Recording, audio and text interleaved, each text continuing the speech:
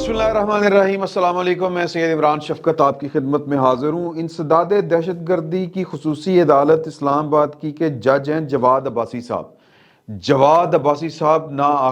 आकबत ना अंदेश और इतने भोले मासूम या इतने बागी क्या हैं वो कि जिसके बारे में चीफ जस्टिस ऑफ पाकिस्तान जनाब उमर अता बंदयाल साहब ने फरमाया कि इमरान खान कोई आम आदमी नहीं है। जवाद साहब इनकलाबी एडे इनकलाबी कि उन्होंने उनकी जमानत खारिज कर दी और उन्होंने लिखा जमानत खारिज करने के केस में आज कि इमरान खान साहब को एक गोली लगी है और एक गोली लगने के चक्कर में अगर उनको इतनी राय दी तो फिर तो हर दूसरे मुलजम को हर मुलजम को बल्कि यही राय देनी पड़ेगी कि उन्हें गोली लगी और नहीं आ सकता। ये इमरान खान साहब पिछले 3 महीने से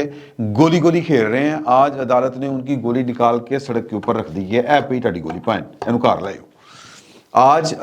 2 अदालतों में यही मामला था। एक बैंकिंग कोड पे जो इस्लामाबाद की है उसमें ममनुआ फंडिंग केस जो था, ये जो वो लूटन वूटन शूटन और आरफ नकवी यहूदी लाबी तो फलानी फलानी फलानी, ये आपके नॉलेज में है ना कि किस तरह पैसे आए थे और किस तरह उन्होंने पैसे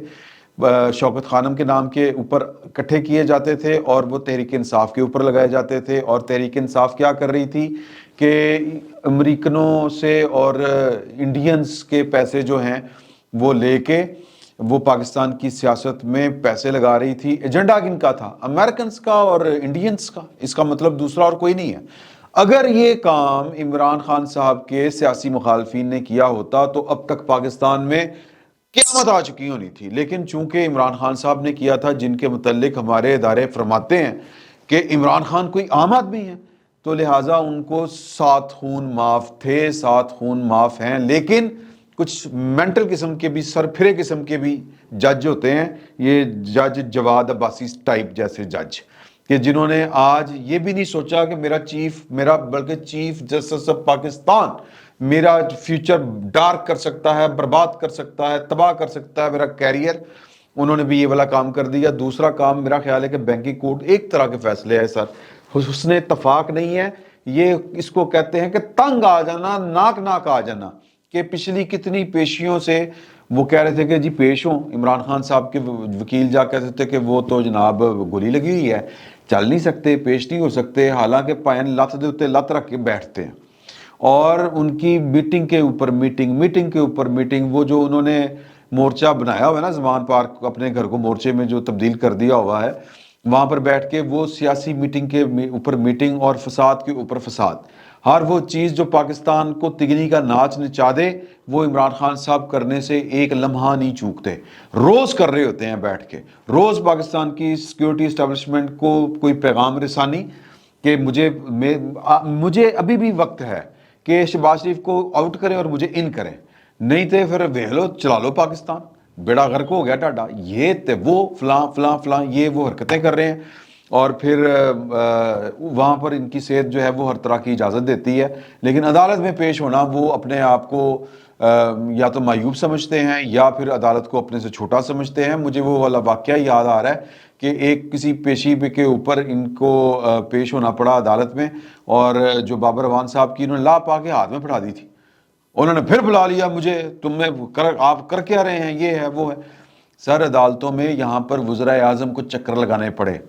अदालतों में यहाँ पर वज़ीर आज़म को सज़ाएं मिली, उन्होंने सज़ाएं बर्दाश्त की। ऐसा नहीं किया कि जनाब कि ये वो पता नहीं क्या हो गया था, ये किसके कहने के ऊपर सज़ाएं हो गई, ये हो गया वो हो गया। सियासी मामलात के ऊपर अदालतों के फ़ैसले हमेशा मुतनाज़ा रहते हैं, लेकिन फ़ैसले बहरहाल फ़ैसले होते हैं, लागू भी होते हैं। और कौम माने ना माने, ये इमरान खान साहब के मुतल्लिक भी जो फ़ैसले होंगे उनके पैरोकार, उनके फ़ैन माने ना माने, लेकिन ये फ़ैसले होने हैं। मैं मुद्दे की तरफ आता हूँ। मुद्दा ये है कि अब आप अगर को थोड़ा सा गौर फरमाएं तो बैंकिंग कोर्ट की तरफ से, और आज अर्ली हियरिंग जो हुई थी सुबह वहाँ पर, और फिर बैंकिंग कोर्ट के अलावा इंसदाद दहशत गर्दी की अदालत, इंसदाद दहशत गर्दी की अदालत में मुकदमा दर्ज हुआ था कि इन्होंने जो इलेक्शन कमीशन के दफ्तर के बाहर जो वो तैपटास फरमाई थी उसके ऊपर इनके खिलाफ मुकदमा दर्ज हो गया था। चूँकि फैज़ हमीद साहब और आदतें पड़ी हुई हैं उससे पहले की पाकिस्तान का जो आप पारा वाला दफ्तर है और पाकिस्तान का जो पिंडी वाले मामलात हैं कि उनके लाडले हुआ करते थे, तो लिहाजा इमरान खान साहब गिजे हुए सी किसी और चीज़ दे क्या کہ حوالات کے اندر چلے جانا، تھانوں کے اندر چلے جانا، بندوں کو اٹھا کے لے آنا، ان کے خلاف کیس ہو رہے ہیں تو کسی کی جرت نہیں کہ وہ کیس ٹیک اپ ہو، اگر کوئی ٹیک اپ ہو بھی گیا ہے تو پھر فون آ گئے ہیں وہ ثاقب نثار صاحب کے کہ جی یہ صادق اور امین ہیں، یہ فلاں ہو گیا ہے۔ ان کو ہر قسم کی جو لیگل ایڈ بلکہ جوڈیشل ایڈ ملتی رہی پاکستان میں۔ تو اب بھی ایک ہائی لیول کے اوپر تو جوڈیشل ایڈ کا سلسلہ جاری ہے، اور لیکن جو انتظامیہ ہے پاکستان کی، ایک ادارہ ہے پاکستان کا انتظامیہ مقررہ کے بعد، ان کی جو ایکٹیویٹیز ہے وہ اگر ہم دیکھیں کہ شوکت ترین صاحب کے خلاف مقدمہ درج ہو چکا ہے پاکستان کے خلاف سازش کرنے کا اور پاکستان کو ڈیفالٹ کروانے کی کوشش کا، یعنی کہ پاکستان ڈیفالٹ کر جائے یا ڈیفالٹ ہو جائے یا ڈیفالٹ اس کے سر کے اوپر آ کے گر جائے، یہ شوکت ترین صاحب کی نے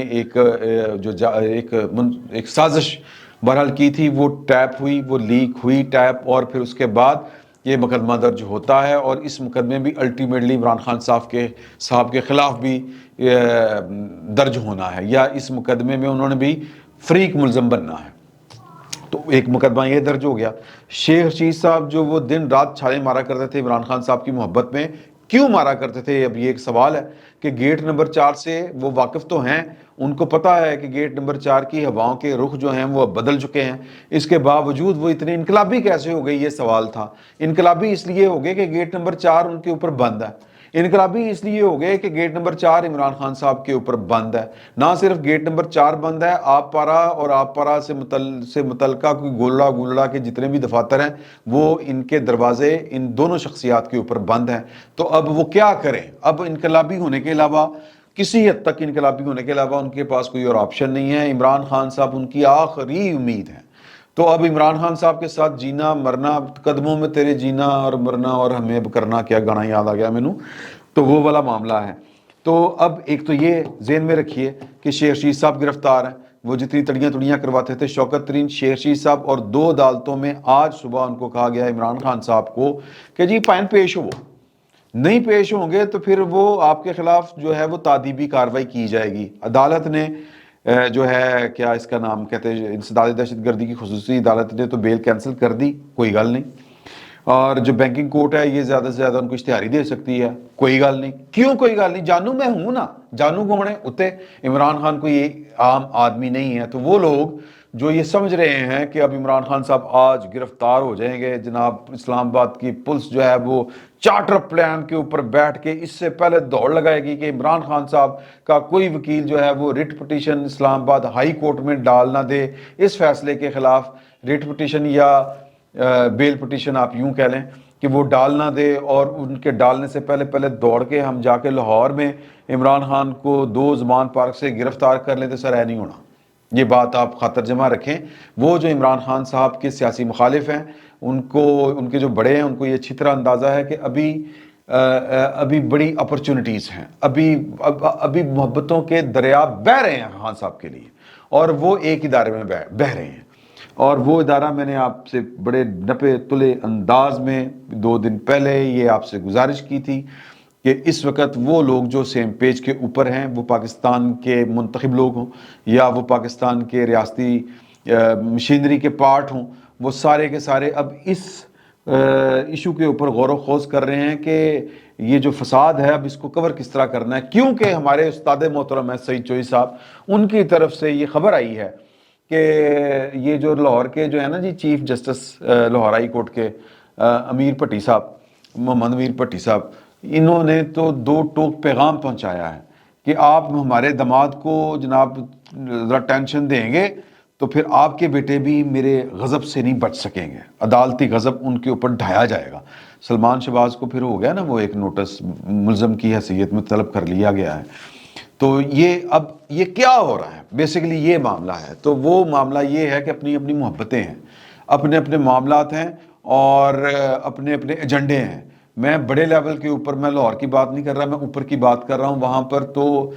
کچھ اور طرح کی شاہ محمود قریشی صاحب کی جو بچپن کی یادیں ہیں، وہ کسی کے ساتھ جو بچپن دوستی یاری میں گزرا ہے، کچھ وہ بھی معاملہ ہوگا۔ کچھ جو ہے وہ کچھ جو کہ گھر سے بھی پریشر ہوتے ہیں، بڑے بڑے لوگ جو ہوتے ہیں۔ مجھے کل ایک بہت بڑے ایک افسر نے یہ والی بات بتائی کہ ایک بہت بڑے افسر جن کا نام سن کے ہمارے ہاں بڑے بڑے افسروں کی کانپیں ٹانگ جاتی ہیں، ان کی بیگم کا کوئی رولا تھا، تو ان کی بیگم بھی سرکاری افسر تھی، تو وہ بہت چھوٹے لیول کا تھا، بہت بڑا افسر، لیکن وہ انکوائری جو افسر تھا، لیکن بہت بڑا جو افسر تھا وہ خود آ گیا اپنی بیگم کے ساتھ انکوائری میں شریک ہو گئے کہ اور پہلے فون کر کے سر میں خود پیش ہو جاؤں، وہ میری کی جرت۔ تو سر بیگمات کے جو کہ وہ پھر انہوں نے جو آ کے کہا کہ سر کہ دیکھیں کہ افسر تو اہم ہی ہوتا ہے، اصل افسر تو سر یعنی میرا آنا آپ نے مائنڈ نہیں کرنا پلیز، وہ کتوں مائنڈ کرے سر، ایڈی وڈی بلا آ گئی دفتر دے وچ۔ تو وہ بہرحال وہ کہتے ہیں کہ میں نے ایکسکیوز، انہوں نے کیا دیا ایکسکیوز کہ دیکھیں کہ آپ کو تو پتہ ہے کہ افسر تو پھر بیگم ہی ہوتی ہے، تو سر جو آئینی عہدہ جس مرضی پاس صاحب کے پاس ہو، ٹائی بوٹ پہن کے، وہ کوٹ پہن کے، بڑا سارا چولا پہن کے وہ آ کے بیٹھ جائے بڑی ساری کرسی کے اوپر، تو وہ سر اصل حکومت جو اصل جو افسری ہوتی ہے، اصل جو منصب ہوتا ہے وہ کار میں ہوتا ہے بیگم صاحبہ کے پاس، تو بیگم صاحبہ کے جو مسئلے مسائل ہیں ان کے دباؤ ہیں، تو وہ ان دباؤ کی وجہ سے بھی عمران خان صاحب کو بہرحال عمران خان صاحب کا وہ جو ایک ہے نا جی مون رومانس جس کو کہتے ہیں، وہ نہیں جاتا، وہ ان کو یہ ان کو وہ اللہ تعالیٰ کی دین ہے کہ ان کو وہ چاہے جاتے ہیں، ان کو چاہنے والے بہت ہیں، اور کوئی عمر کا لحاظ پاس نہیں ہے کہ ہن تو میرے بچے ہی بڑے ہو گئے ہیں ہن تو میں خیال کروں نا، میں بڑی تلخ بات جو ہے یہ حقائق ہے، میں یہ آپ کو بتا رہا ہوں۔ تو لہذا دباؤ اس طرف سے بھی ہوتے ہیں، اس وجہ سے عمران خان صاحب کے لیے محبت کے اور سہولت کے جو دریا ہیں وہ جس محکمے سے بہہ رہے ہیں، مریم نواز صاحبہ بھی اس کا نام لے رہی ہیں، کھل کے بات کر رہی ہیں، سینٹ میں بھی کھل کے باتیں ہوتی ہیں، اور پھر بلاول بھٹو زرداری صاحب تو سب سے پہلے بول پڑے تھے ان کے خلاف کہ جناب کہ یہ چاہتے ہیں کہ یوں کر کے ہو جائے تاکہ ہم الیکشن جیت جائیں، کہ اس ادارے کی سپورٹ تو ہے، باقی اداروں کے توبہ توبہ کر اٹھے ہیں سر، انہوں نے تو توبہ کرنی تھی کیونکہ انہوں نے عمران خان صاحب کو براہ راست بھگتا ہے، وہ خود انہوں نے لا کے بٹھایا، کندھے کے اوپر بٹھایا اور خان صاحب نے یہاں پہ چھیا کر دیا کان کے اندر، تو لہٰذا ان کو تو بڑا اندازہ ہے کہ یار یہ ایک بارے میں نہیں ہے، پاکستان کے معاشی حالات دیکھ لیں سر، جو اور یہ میں آپ تو عمران خان صاحب کی بات کے اوپر پروپیگنڈے کے اوپر یقین کر سکتے ہیں کہ انہوں نے ایک سال میں برباد کر دیا، سر جڑا ہی برباد کرنا ہوئے، لیکن عمران خان صاحب کا کوئی قصور نہیں ہے، ان کو لانے والوں کا قصور ہے، تو عمران خان صاحب کے خلاف گھیرا تنگ ہو رہا ہے، اور اس گھیرے میں جو سن لگا لیتا ہے، اس گھیرے کو جو کمزور کر دیتا ہے، جو اس مورچہ بندی کو کمزور کر دیتا ہے، وہ پاکستان کی یہی لوگ ہیں، یہی شخصیات ہیں جو کہتی ہیں کہ عمران خان کوئی عام آدمی نہیں ہے، ان کا تدارک ہونا ہے، ان کا مکو ٹھپا جائے گا، یہ اس کے لیے باقاعدہ جو ہے وہ غور و خوض ہو رہا ہے، اور یہ میں نے آپ کو بڑی اندر کی گہری بات بتا دی ہے، اور اس کے لیے آپ کو ہو سکتا ہے آنے والے دنوں میں کچھ انکشافات بھی ہوتے ہوئے نظر آئیں، کوئی ہو سکتا ہے، میں کوئی یقین سے کے ساتھ جو ہے وہ، کیونکہ ابھی صرف بات جو ہے وہ غور و خوض کی حد تک ہے، تو ہو سکتا ہے کہ اسٹریٹجی یہ بن جائے، اور اس اسٹریٹجی کے نتیجے میں یا کوئی اسٹریٹجی یہ بن جائے کہ جس کے نتیجے میں آپ کو بریکنگ نیوز کے پھٹے چلتے نظر آئیں کہ فلاں کا لندن کا فلیٹ نکل آیا، فلاں یہ کر رہا تھا، سر اس طرح کی بھی چیزیں سامنے آ سکتی ہیں۔ تو کہنے کا مقصد یہ ہے کہ عمران خان صاحب کے برے دن ایک طرف سے تو شروع ہیں، دوسرا جو وہ منہ زور گھوڑا ہے جس کے اوپر عمران خان صاحب سواری کر کے پرائم منسٹر ہاؤس کے اندر گھسنا چاہتے ہیں، سر اس گھوڑے کی بھی لگامیں کسی جا رہی ہیں یا کسنا شروع کر دی گئی ہیں، یہ ہے اخبار، تو یہ ہو سکتا ہے کہ کسی نہ کسی لیول کے اوپر یہ بھی چیزیں مینج ہو رہی ہوں، جو یہ ایک دم سے یہ والے فیصلے آئے ہیں، تو ابھی عمران خان صاحب کے پاس بڑا روم ہے، فوری ان کی گرفتاری ممکن نہیں ہے، ابھی انہوں نے ہائی کورٹ جانا ہے، اسلام آباد ہائی کورٹ جانا ہے، اسلام آباد ہائی کورٹ کے بعد وہ سپریم کورٹ بھی جا سکتے ہیں، اور بڑی جگہوں کے اوپر ان کو ریلیف مل سکتا ہے، تو لیکن ڈکلائن کا سفر شروع ہے، پکڑنے کا عمل جاری ہے، یہ ہونا ہی ہونا ہے، تو پھر ہونا ہی سی، یہ ایک دن آئے گا، یہ ہو جائے گا، فی الوقت اتنا ہی، بہت بہت شکریہ آپ